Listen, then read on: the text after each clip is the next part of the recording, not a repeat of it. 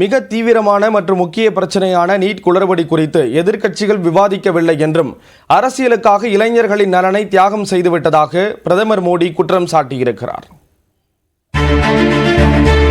நாடாளுமன்றத்தின் கூட்டுக்கூட்டம் கடந்த 27ஆம் தேதி நடைபெற்றது. இதில் குடியரசுத் தலைவர் திரௌபதி முர்மு உரையாற்றினார். அதற்கு நன்றி தெரிவிக்கும் தீர்மானம் மீது பிரதமர் மோடி மாநிலங்களவையில் பதிலுரையாற்றினார். அப்போது 3வது முறையாக ஆட்சி அமைத்தது சாதாரண விஷயம் இல்லை என்றார். தற்பொழுதுதான் 10 ஆண்டுகால ஆட்சி முடிந்துள்ளதாகவும் மேலும் 20 ஆண்டுகள் மீதம் உள்ளதாகவும் கூறிய பிரதமர் மோடி அடுத்த 5 ஆண்டுகள் வறுமைக்கு எதிரான தீர்க்கமான போராட்டமாக இருக்கும் என்று உறுதியளித்தார். 1/3 सरकार, इससे बड़ा सत्य क्या हो सकता है कि हमारे 10 साल हुए हैं, 20 और बाकी है. பிரதமர் மோடி உரையாற்றிக் கொண்டிருக்கும் பொழுது அவர் உண்மைக்கு புறம்பான கருத்துக்களை கூறியதாக எதிர்க்கட்சிகள் தொடர்ந்து கண்டன கோஷங்களை எழுப்பினர். देश के कोने कोने में संविधान की भावना को, संविधान के पीछे जो मकसद है उसके विषय में भी அமளிக்கு நடுவே தொடர்ந்து பிரதமர் மோடி உரையாற்றிய நிலையில் அவரது உரையை புறக்கணித்து எதிர்க்கட்சிகள் வெளிநடப்பு செய்தன. आदरणीय सभापति जी की ताकत भी नहीं होती.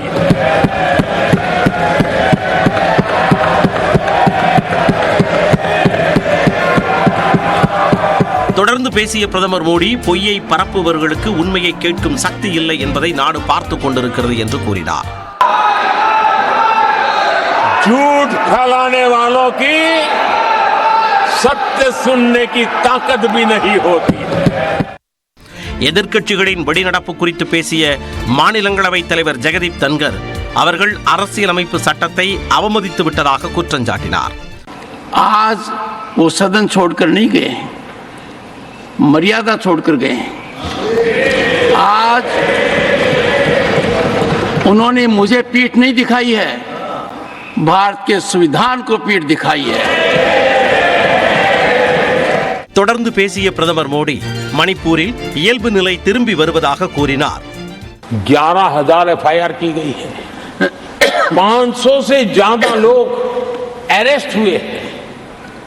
आदरणीय सभापति जी, इस बात को भी हमें स्वीकार करना होगा. தொடர்ந்து பேசிய பிரதமர் மோடி நீட் குளறுபடி போன்ற மிக தீவிர பிரச்சனையை கூட விவாதிக்காமல் அரசியலுக்காக இளைஞர்களின் நலனை எதிர்க்கட்சிகள் தியாகம் செய்துவிட்டதாகவும் குற்றம் சாட்டினார். दुर्भाग्य से इतना संवेदनशील महत्वपूर्ण मुद्दा भी, मेरे देश के नौजवानों के भविष्य के साथ जुड़ा मुद्दा भी इन्होंने राजनीति के भेंट चढ़ा दिया. इससे बड़ा दुर्भाग्य क्या हो सकता है. அவைக்கு வெளியே செய்தியாளர்களை சந்தித்த எதிர்க்கட்சித் தலைவர் மல்லிகார்ஜுன கார்கே அரசியலமைப்பு சட்டத்திற்கு எதிராக யார் உள்ளார் என்பதை விளக்க தனக்கு வாய்ப்பு தரவில்லை என்று குற்றம் சாட்டினார்.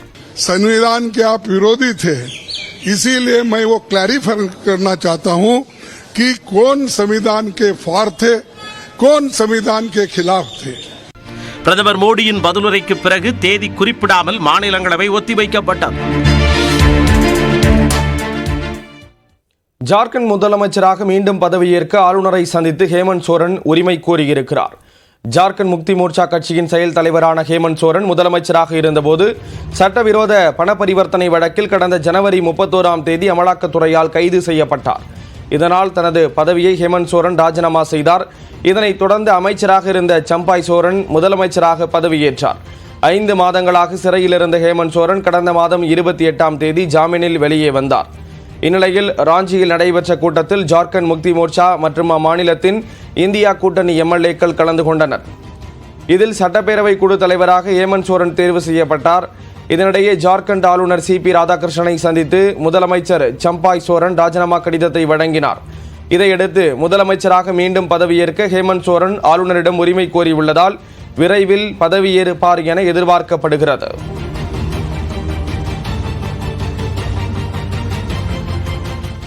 தொடர்ந்து 1 நிமிட செய்திகளை பார்க்கலாம். அக்னிவீர் திட்டம் தொடர்பாக மத்திய அமைச்சர் ராஜ்நாத் சிங் பொய் கூறிவிட்டதாக மக்களவை எதிர்க்கட்சித் தலைவர் ராகுல் காந்தி குற்றம் சாட்டிய நிலையில் இந்திய ராணுவம் விளக்கம் அளித்துள்ளது. அக்னிவீர் திட்டத்தின் கீழ் உயிர் தியாகம் செய்யும் வீரர்களின் குடும்பத்திற்கு 1 கோடி ரூபாய் வழங்கப்படுவதாக பாதுகாப்புத்துறை அமைச்சர் ராஜ்நாத் சிங் தெரிவித்தார். ஆனால் அக்னிவீர் திட்டத்தில் உயிர் தியாகம் செய்வோர் குடும்பத்திற்கு எவ்வித உதவியும் செய்யப்படுவதில்லை என்று குற்றஞ்சாட்டி ராகுல் காந்தி வீடியோ வெளியிட்டார். அதில் மறைந்த பஞ்சாபைச் சேர்ந்த அக்னி வீரர் அஜய்குமாரின் தந்தையும் பேசுவதாக வீடியோ வெளியானது.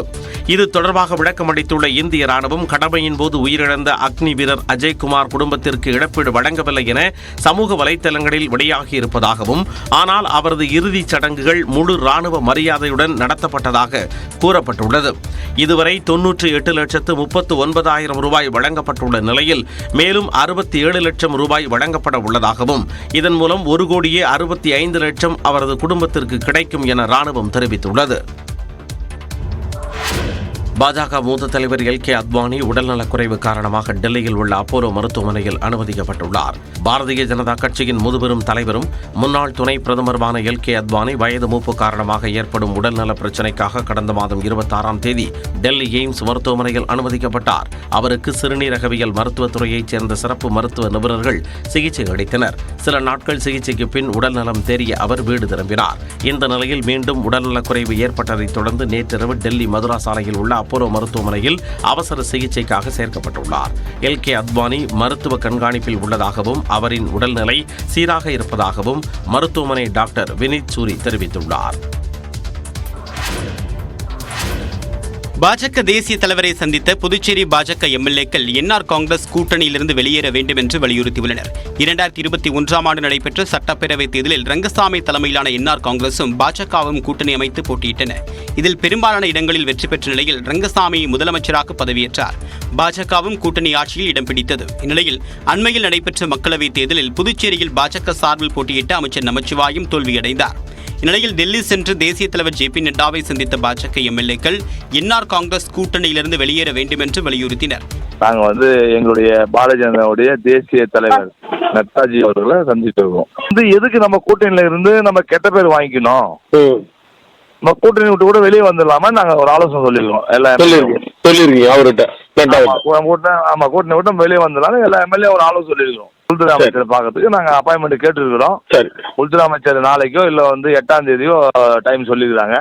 நாளைக்கு முடிஞ்சா தரேன்னு சொல்லியிருக்காங்க, இல்லைன்னா 8ஆம் தேதி பார்க்க சொல்லியிருக்காங்க. இதனால் புதுச்சேரியில் பாஜக என்ஆர் காங்கிரஸ் கூட்டணி முறியக்கூடிய நிலை ஏற்பட்டுள்ளது. நில மோசடி வழக்கில் அதிமுக முன்னாள் அமைச்சர் எம்.ஆர். விஜயபாஸ்கர் தாக்கல் செய்த இடைக்கால முன்ஜாமீன் மனு மீது கரூர் மாவட்ட முதன்மை நீதிமன்றம் இன்று தீர்ப்பு வழங்குகிறது.